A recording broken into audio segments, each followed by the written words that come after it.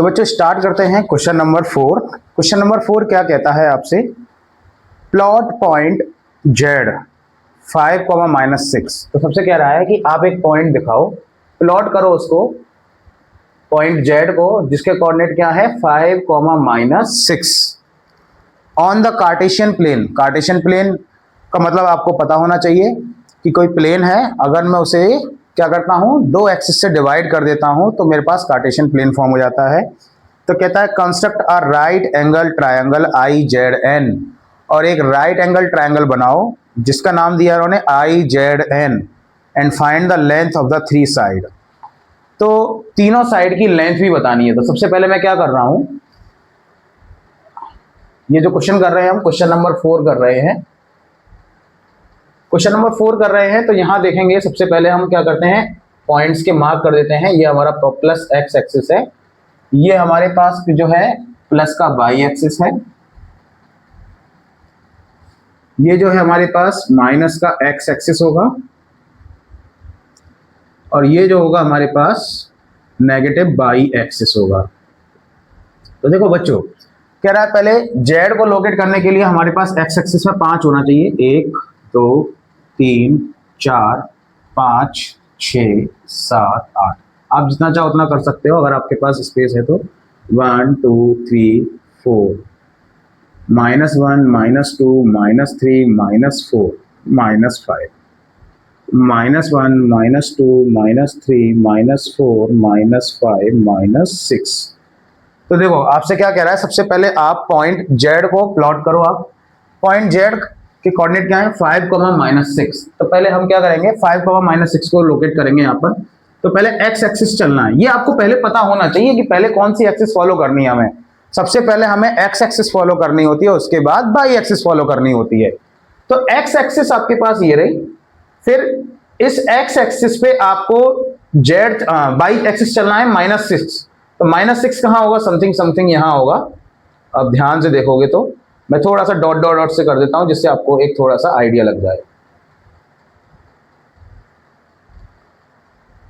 तो ये जो पॉइंट आया है हमारे पास वो आया है -5, सॉरी 5, -6, ये हमारे जेड के कोऑर्डिनेट है। तो आगे बढ़ते हैं बच्चों। तो आपसे क्या कह रहा है कि एक राइट एंगल ट्रायंगल कंस्ट्रक्ट करना है इसके अंदर, और हमें उस राइट एंगल ट्रायंगल की तीनों साइड का लेंथ बतानी है, तीनों साइड की लेंथ बतानी है। तो मैंने क्या किया, इनको ज्वाइन करा देता हूं मैं। आप देखोगे तो मैं इनको ज्वाइन करा देता हूं,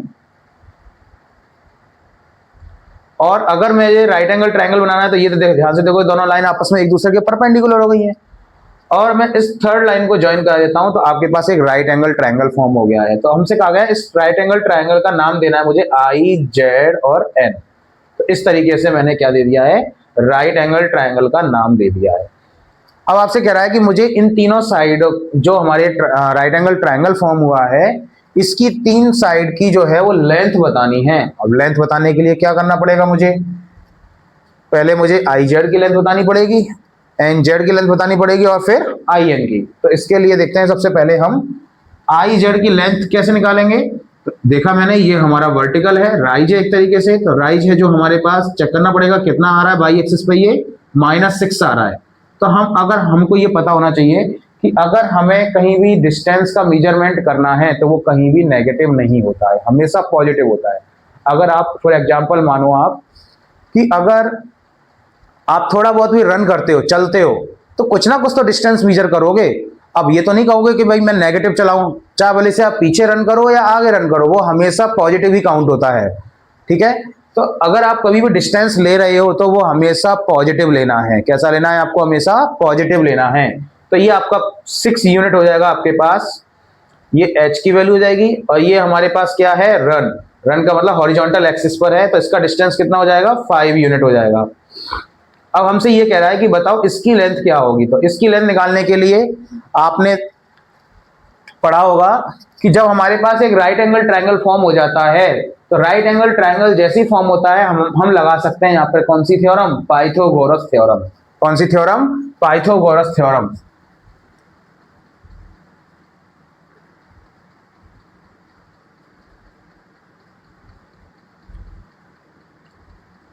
अब पाइथागोरस थ्योरम क्या कहती है? पाइथागोरस थ्योरम याद होनी चाहिए देखो आपको बच्चों, जिसे आप पहले से ही पढ़ते हुए आ रहे हो, 7th क्लास से इसके कुछ क्वेश्चन करते हुए आ रहे हो, 8th क्लास में भी क्वेश्चन किए हैं और 9th में भी आ गया है। तो पाइथागोरस थ्योरम क्या कहती है?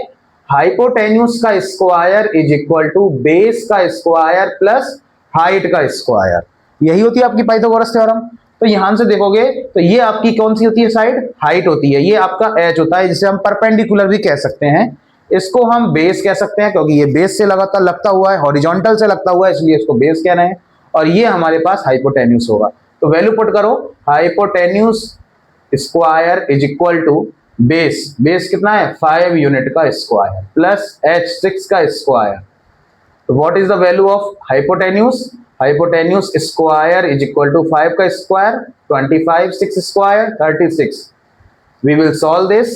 Hypotenuse square is equal to, we will add both the numbers, 5 plus 6 11, 1 3 plus 1 4 plus 2 6. The hypotenuse is equal to root of 61. अभी आपने 8th क्लास में चैप्टर पढ़ा होगा अपना square and square root chapter पढ़ा होगा, वहां देखा होगा कि अगर मुझे यहां से स्क्वायर रिमूव करना है तो सामने वाली जो वैल्यू होती है उस पर हम अंडर रूट लगा देते हैं।